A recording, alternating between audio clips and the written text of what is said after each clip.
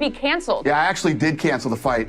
And I hear about this kid, Cummins, and claims that when he would train with Cormier, he would make Cormier cry.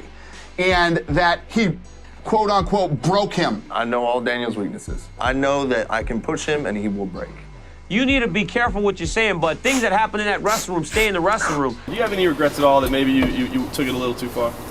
No, I think that's a business. You know, we need to come out here and we're getting in a fight. I mean, that's about as raw as it gets. So whatever leading up to that is, I feel like it's pretty fair game. I know the guy pretty well, and I feel like I can exploit his weaknesses pretty easily. He said he's going to come at you as soon as the bell and break you down. Do you think that's a good strategy? You know, for him? For him dropping down, do you think that's a good strategy? To come in right out and try to break you in the first round? No, because he's just going to tire out. Yeah. He's going to waste all that energy right up front, and I mean that's exactly what I want him to do. I mean, the first question I think a lot of people have is about that whole wrestling room code, and you know, did you break the code by talking about what happened in there? What's your response to that? Yeah, I mean, I was never aware of this wrestling room code. It's a fight, you know. We're no longer in the wrestling room, so things change. One of his main weaknesses is just, you know, mental toughness. So that's one of my strong suits. This guy doesn't know what he's in for. You know, he doesn't know. He hasn't done this. He's finally getting his chance in the UFC. We're gonna just go out there and compete against each other, you know. And then he started talking. And then you guys continued to put microphones in front of him, and he hasn't stopped talking since. So now it's not, well, good for little Patrick. Now it's like, I'm gonna beat Patrick's ass. There were a lot of things going on in my life, and he knew that. So that's why I think that more than anything, those things should have stayed in the wrestling room, even though they always do anyways. But you know what, man? He you know, he's doing what he has to do to I mean, I really don't know what he's doing. Yeah, were you guys actually friends, or was he just a guy that came into wrestling? You know what? He was actually, yeah, he was. I would consider him a friend. You know, there's something that ties guys together in the wrestling community. Yeah, I would consider him a friend. I would have, at least until after. People actually think this is like Rocky. It's not like Rocky, boys.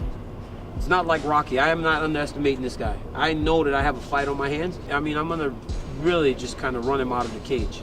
You know, this opportunity came up, and I'm willing to talk about it. Patrick, hold the microphone up. We can't hear you. Hey, sorry, man. It's my first time. But listen, I'm gonna. I feel like we've gotten really close in this past week, so I'm not gonna call you Daniel. I'm gonna call you Dan. You okay with that? And I'm gonna beat you up on Saturday. Are you okay with that? I'd love for you to come try. Rock him, right?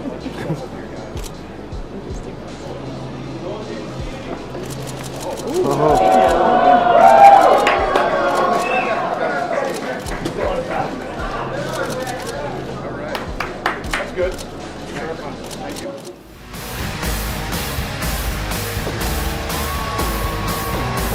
Pat Cummins and Daniel Cormier.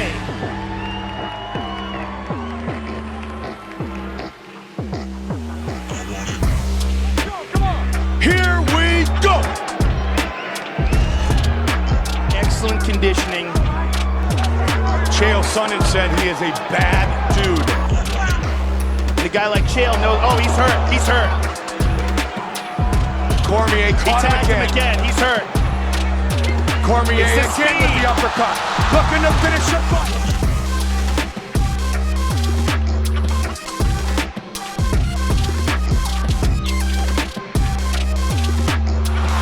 He's in trouble. Cummins is in all sorts of trouble. It is all over. Daniel Cormier finishes Patrick Cummins just like that.